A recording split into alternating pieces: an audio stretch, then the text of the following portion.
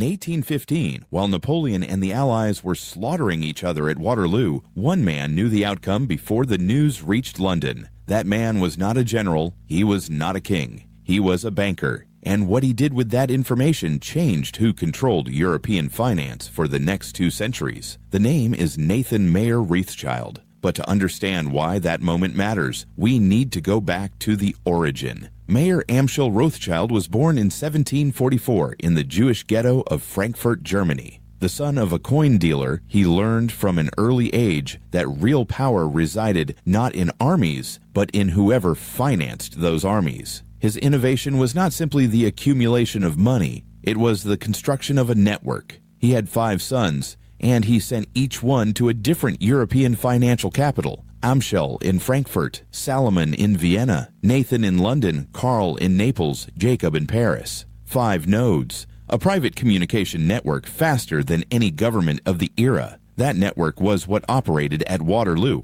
The Napoleonic Wars, which ran from 1803 to 1815, were financed in substantial part by the Rothschild family. Historian Niall Ferguson, in his definitive work, The House of Rothschild, published by Penguin in 1998, documents how Nathan Rothschild in London provided critical financing to the Allied armies against Napoleon, including the transfer of £1.2 million sterling in gold to the Duke of Wellington, not as a patriotic act, as a business transaction. But here is the data point that changes the nature of what you are looking at.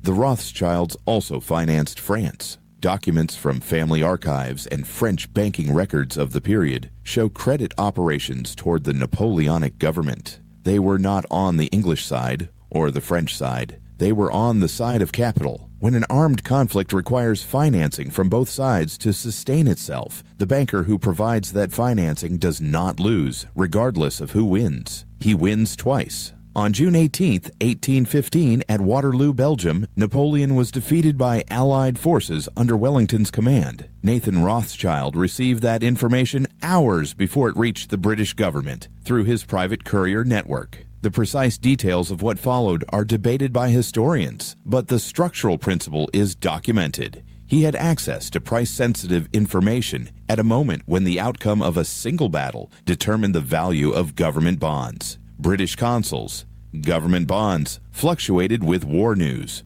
Whoever knew first profited. The long-term result is what matters. Nathan Rothschild consolidated the family's position as the primary actor in British government financing, and, from there, as a key agent of the Bank of England. The Bank of England, founded in 1694, matters because it establishes the model. It is the world's first modern central bank. And from its founding, through much of the 20th century, it operated as a private institution that lent money to the government in exchange for interest. It was not an institution of the English people. It was an institution of the creditors of the English people. The Rothschilds did not found the Bank of England, but they became its primary financial agents through the 19th century. N.M. Rothschild & Sons, the firm Nathan founded in London, still exists today, still operates. Its current address, New Court, St. Swithin's Lane, London EC4N 8AL. You can verify this in the UK Company Registry, Company's House, registration number 0588456. The Rothschild model is not simply capital accumulation. It is something more precise. It is the position between the state and money. The intermediary that no government can bypass because without it, no government can finance its wars, its debts, its own continuity.